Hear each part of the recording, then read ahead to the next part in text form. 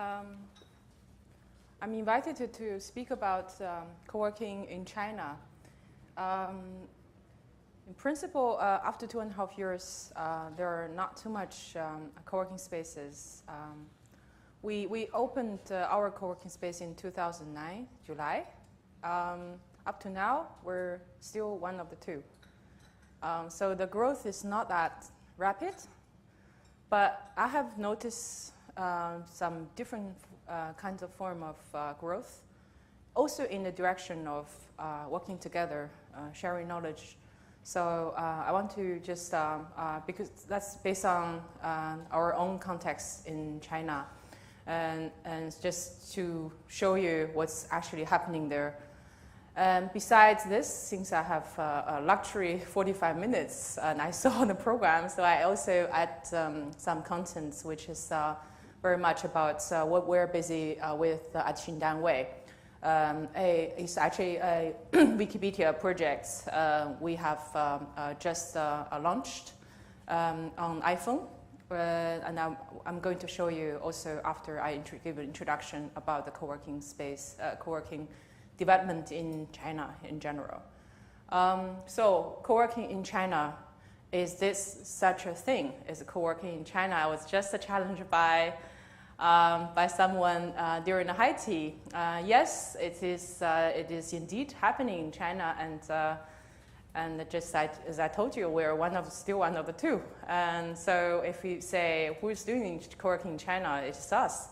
And why do we do this? Because we were crazy and we just wanted to do something different. We just want to make some change to this society. It's not something really natural.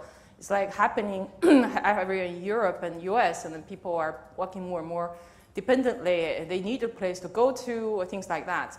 It's just because a few weirdo or freaks like us, we thought to bring this concept to Shanghai, a really international hot hub like Shanghai, it will make a change and also change the way of people's attitudes, change the way people thinking, change the way people looking at things.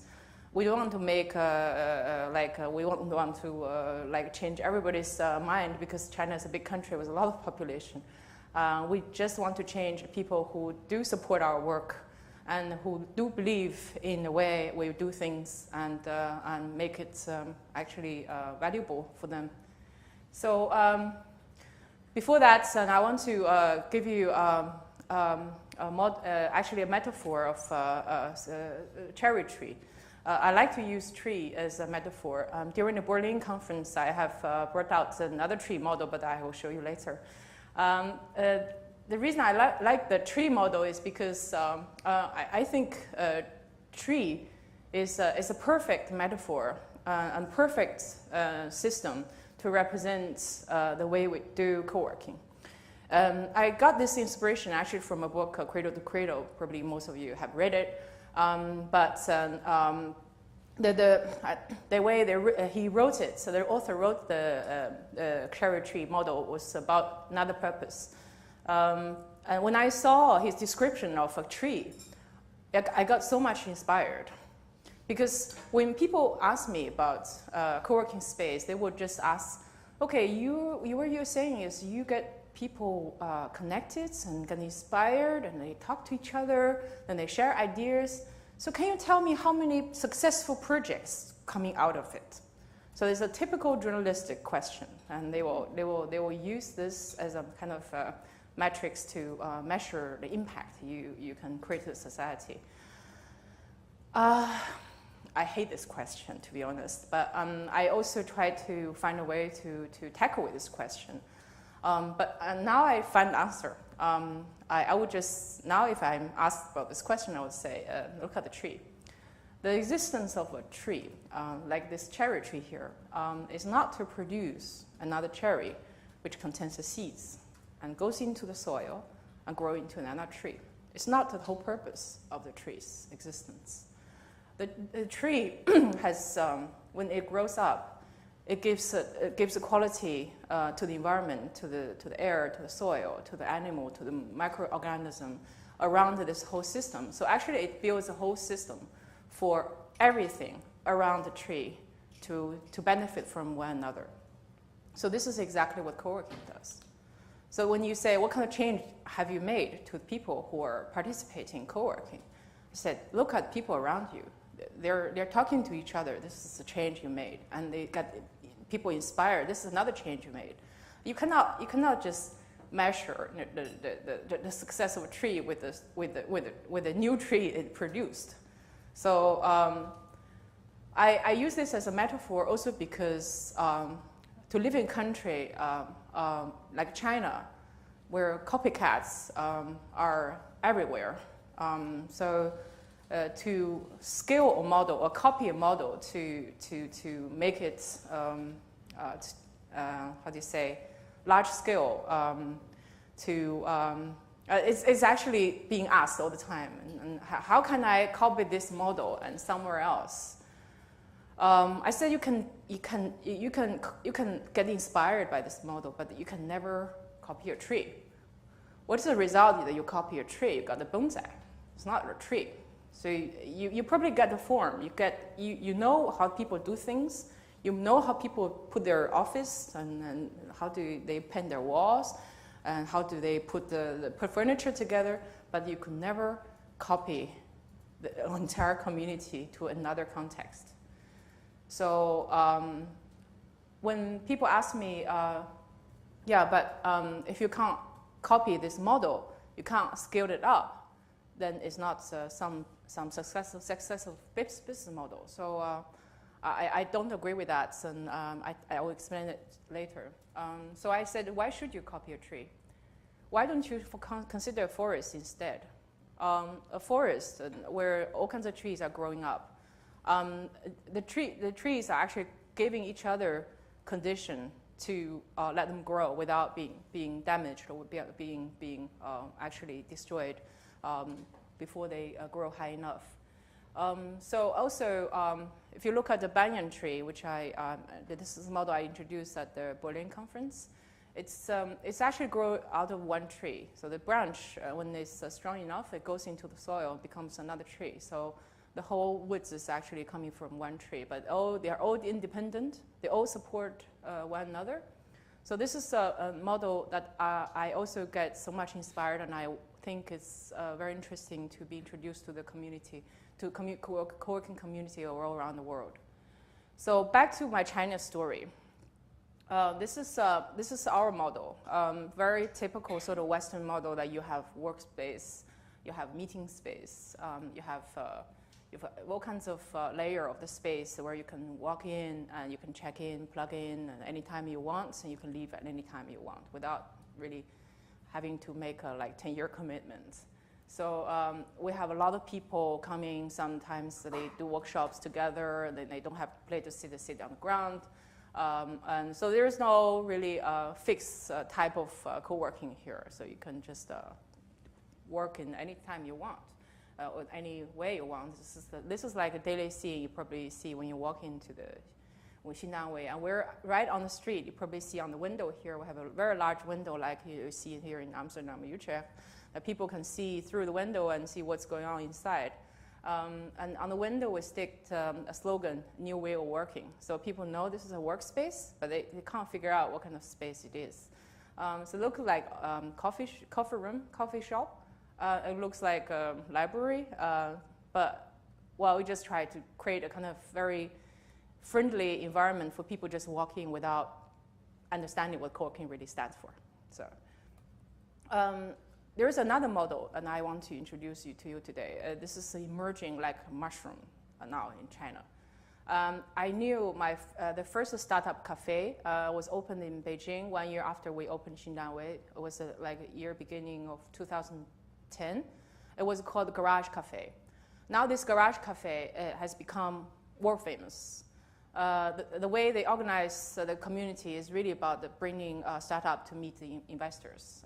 A little bit similar to the Silicon Valley model, I would say, although I've never been in Silicon Valley. Everybody says it's like Silicon Valley model. So the people who set up this cafe is actually a venture capitalist. And he, together with another few VC, they set up this cafe basically in the center of the Zhongguancun area, which is the number one, the biggest high-tech park in Beijing, also in China. So it caters a lot of people from all around China who come to this sort of China, Silicon Valley to really start their company. But they don't really have, they can't afford to have an office. So they go to this coffee room sometime with a big jar of tea by themselves and don't even order a thing. Sit there for a whole day and talk to people around in the room. And sometimes, if they're lucky, they might meet some, good investors. So it really formed a very good community of startups, mostly internet startups. So this model has become so popular, and it was all over the news. Like TechCrunch and all this news and reporting this model. It seems like this is the Chinese way of doing co-working. So when people come to Xindanwei, they say, hey, are you the Shanghai version of Garage Cafe? We say, no, we're not. And we're also not in planning to turn ourselves into a Shanghai version of Garage Cafe. We don't want, but there are other people they do want. Now, almost like overnight, there are about 20 startup cafe emerged from every district in Shanghai. And when somebody posted on Chinese Twitter, Weibo, which is more powerful than Twitter, almost like everybody has a Weibo, and every organization has a Weibo. Dutch consulate also has a Weibo. Then everybody tweet about something, and somebody tweets about this phenomenon of a startup cafe in Shanghai, and he actually made a map of the cafe and posted it on Weibo, and then everybody can comment on it, and there comes about 300 something comments, and including a couple of like 50 or something coffee house who claim to be also a startup cafe. So altogether, I think it's now 50, 60, I don't know. Maybe somebody just opened a coffee room and they just say, okay, we're also startup cafe, and then they also part of this whole community. So it's this whole thing is now growing very, very fast, but not like any other hot industry in China. It could grow overnight, so like a couple of thousand, a couple of million, but probably will die in 2 nights. Half of them will die. So this is something we experience in China. Everything goes extremely fast, and also die pretty fast too, if you don't really figure out the model to do it. Somebody was even good enough to make a comparative analysis between Xindanwei and Garage Cafe model, which I was very grateful to, because I had never really visited Garage Cafe myself, and I didn't even know how their model works. So as you can see here, Xindanwei, the key partner of Xindanwei is the European co-working partners. So they claim Xindanwei to be the Chinese version of international co-working movement. And local real estate developers, yes, we don't really own all of the spaces, and we do work with the real estate developers, use their spaces. And F&B partners, yes, we also don't want to own our coffee shop because we're not good at making coffee, and so we work with another coffee shop who want to operate inside our space. So this is indeed very true. And the Garage Cafe's key partner, they are investors, money. And also recruiting service companies. So whoever are recruiting like a co-founder for another internet startup, and they might go there and to just smell around to see whoever are available at the cafe. And also media, marketing, and the government. And they work right now very closely with the Beijing local government and to push the early stage startups developments. Also, the key activity here, if you take a look here, I don't understand. Workspace construction, workspace services, community facilitation. Yeah, this is a key, indeed, our key activities at the co-working space. Well, Garage Cafe, the main business model is F&B, so beverage and food, and they sell. This is the only revenue they get by renting the space. And also they organize some consulting services, but I don't think they get any money paid for the consulting right now. And then the value proposition here is to reduce the TCO. What is TCO? For creative startups and help customers access to more resources from the community. So our model is very much about peer-to-peer support. We provide a platform, and people on this platform, they're supporting one another. So it's not just one-to-one. We provide you something. Small people provide each other something. The value proposition here is a public open space for a garage cafe is to meet and work with extremely low cost, sometimes even free, and much convenient way for startups, investors to find each other. So basically, they are building a bridge for investors to find the good startups and startups to find good investors. So this is their key activity, actually. Well, if this is, I'm going to publish this PowerPoint actually on SlideShare. So if you're interested, you can take a deep look at the analysis. And I found it quite interesting and helpful too.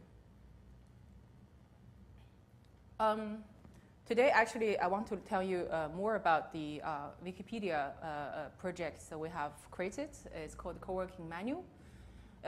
It's now already launched on App Store. So if you search Xin Danwei's spelling, XINDANWEI, you will find this apps. It contains all the knowledge we have built in past 3 years. We shared completely with anybody who are interested in English and Chinese. We're also working on the PDF, so if you don't have a smartphone, you can also get it from our website in a couple of weeks' time.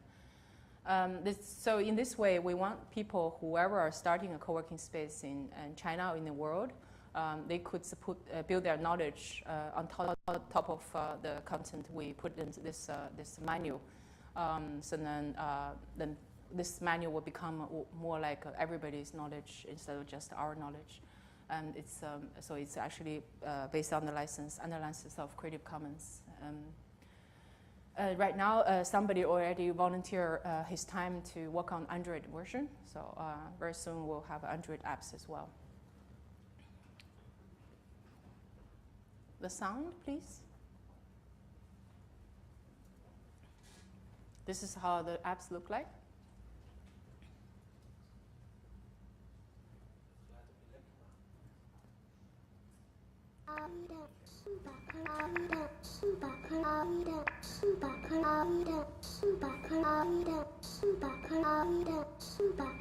Sorry, I showed you the Chinese one.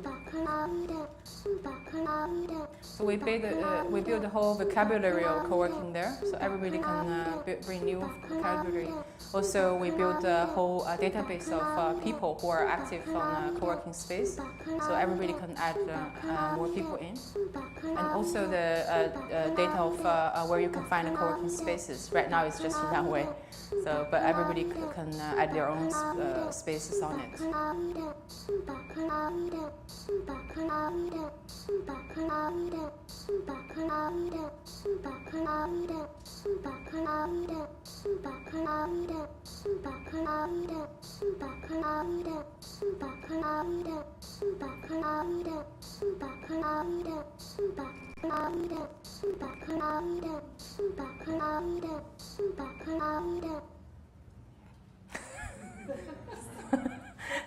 Well, the music is done by my partner. He's a new media artist.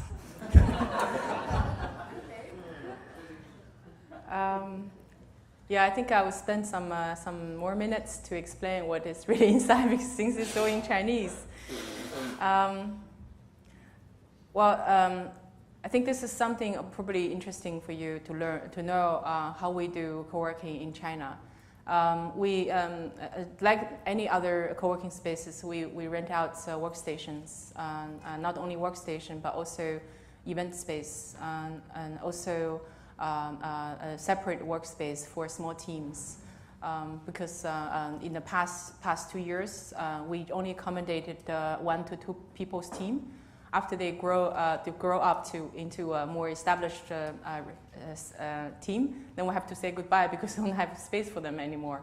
And later on, we work with more real estate developers and, on their empty or half-dead space.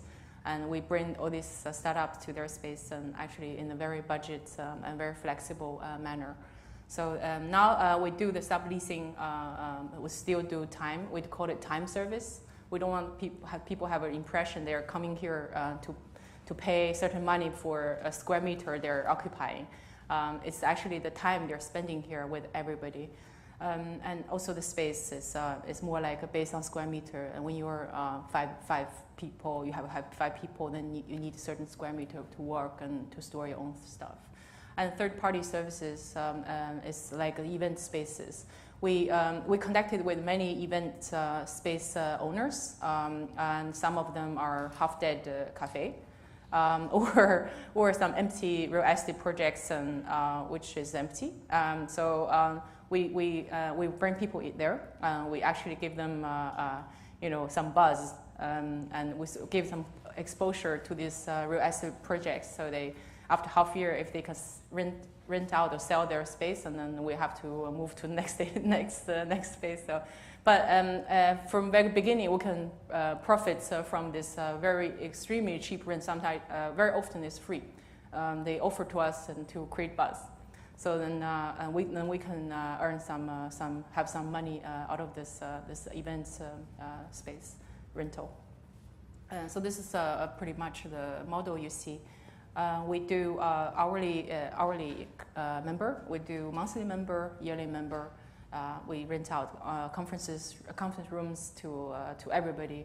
And Xinjiang Properties are the event space rental I just told you about. So if they want us to run their empty space, then we put a big plate Xinjiang Property. But it's actually, we don't really own them. And people know that we organize events here. Then coffee, we also sell coffee and some simple food. In terms of location, a lot of people ask us why we chose to be in the old neighborhood of Shanghai, which is called French Concession. And instead of, we used to be located in the space on the left. It's a big warehouse, very industrial, lofty sort of space. But we found it extremely difficult to accommodate different kind of needs. Because our community, just like any other community, they have different needs. Some people come here because they can't concentrate in a coffee shop. They come here to get work done, so they really need to have a quiet workspace. But the other 50% of people, they come here to make connections. So they are noise makers. So it's very difficult to ensure certain privacy in this large commune space. And so in this, if you have one big, large space like this, and you either have to, divide it in a very smart way, or you have to figure out something. And we found it extremely expensive to divide a large space. So we actually changed our location to a 6th floor building, which is altogether only 350 square meter. But each floor has its beauty, has its charm. And this building is from 1930s, and all the floors and everything is original. And so we thought this is very charming, and we can open a coffee shop downstairs, and for the noisemakers, for the networkers, and then 2nd floor, 3rd floor, 5th floor, all for quiet workspaces, and all the way top floor plus roof terrace is more for brainstorming for conferences. So it's actually naturally make those functions equally considered. So the building itself is very charming and has a lot of story to tell. And this is the factors we actually took into consideration. It's communal, but also for privacy reason, you have to divide it.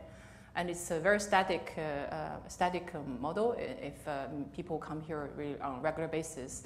But in order to keep the community interesting and also have lots of fresh ideas and flowing around, you need to have a mobile space for mobile people and for people who are roaming around. And you need to have a quiet space in also noisy spaces, and you need to look professional.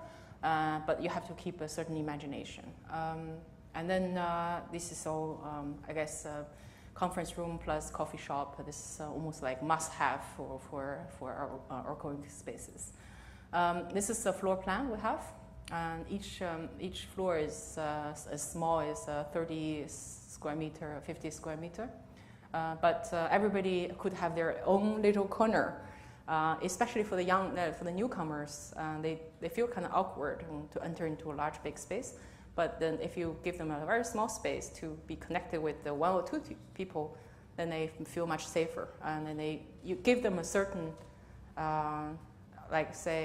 steps in order, to share openly about everything. So they feel safe just by ordering 1 coffee. They sit here, observe what's happening around, and then maybe chat with 1 or 2 people. And then they come here regularly, working on coffee table for a while. Then they feel, I need to come here more often. And they might go upstairs and get workstation. And they connected with more people. And then they come downstairs again to share their projects and organize their own events. So this is like the little mousetrap, and we could drag them into a co-working community without explaining to them what co-working really is, because we're so tired of explaining ourselves. The community service, basically, in China, everything is about service. If you talk about community, it's also a service. So when people pay money, they want service. In the beginning, we thought, people can just serve themselves, but it didn't work. So we have to create a kind of service which people are willing to pay for. The service, we turn it into, as you can see here, simple, open, networked. So it's a simple way of working. You can plug in anytime and plug out anytime you want. And it's an open network where people are very open-minded and free to share ideas and networked, and you get connected with so many people here. So this is a key value we have summarized to make people understand what they're paying for. So when they are getting into the service, into the community, they will feel this is not just I'm the customer. You're somebody to sell me something. And because the whole environment is different, and it gives you everybody a chance to speak, and give everybody a chance to be promoted, and give everybody a chance to share their ideas. So it's a completely different kind of organization culture. But in order to get them in, you still have to sell yourself as any other commercial organization. Once they're in, you make them feel the difference. So this is something we typically happen in China, where the idealism is very naive, and everybody's very down to earth and practical, and when people talk about things, and probably the first question, if it's not the first question, but it will be the second question, they will ask you, what is your business model? How do you make money? So this is things people are interested. If you can't explain yourself how you make money, you're out of there. So for us, to make us a trustworthy and reliable organization, we'll have to be able to sustainable and make people believe in a way we sustain ourselves. So, this is just extra, but anyway, and there is another value we create for our member is the new mentor program. The new mentor, well, what is the difference between new mentor and old mentor? New mentor is not just you're the person to be mentored and I'm your mentor. New mentor is right now I'm your mentor, but tomorrow you can be my mentor. So the role is always constantly changing. So that when we are trying to, what we're trying to set up is we mentor each other. And also we try to build the value for this community by working together. And the branding is also, I explained some of the branding strategy here. The main thing is we do it by giving everybody a chance to be a star. So Xinjiang People is something we do every month. We interview people. We give them a chance to explain them the motivation, why they're doing this, where they're going, and we want to promote whatever they're doing to the community. We're hosting about 7,000 people. In this way, people will feel like, okay, I'm not the only crazy one. There are crazy people out there, and this is their story, and I can also do that.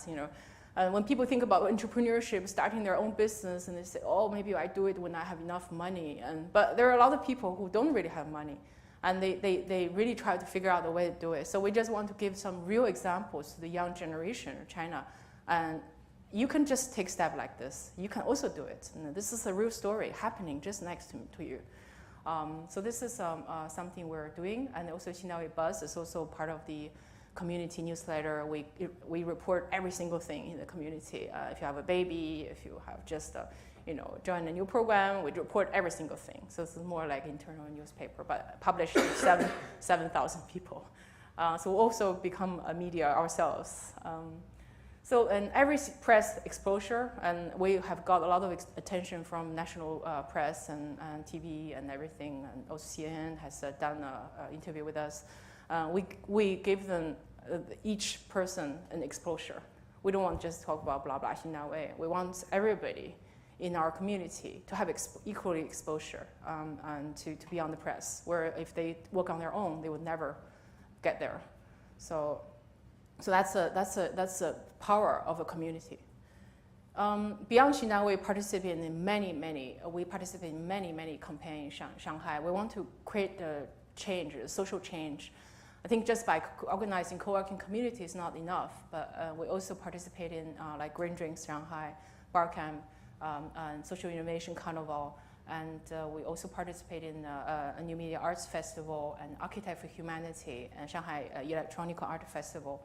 And the hackerspace, the first hackerspace was also established in Xinjiang Way. So our co-working model is not restricted to one direction. We try to nurture every single creativity coming out of this community and try to make it big. And when it's big enough, we let them go. They go independent and they move out of space, but we still support one another. So this is pretty much the story I want to tell you. And beyond this co-working menu, if you find it interesting to download, that would be great. If you find it important to contribute, that would be even greater. And another platform we're building right now is the Coho.io. This is a global platform we're building to connect our Chinese startups and our co-workers with a global network of co-working spaces. So it's still working in progress. It's going to be in the question-answer format. So when everybody participates in this online platform, they ask a question. This question is not like Quora, you ask about weather, you ask about politics in China. As we limit all the questions to professional development, to the project you're working on.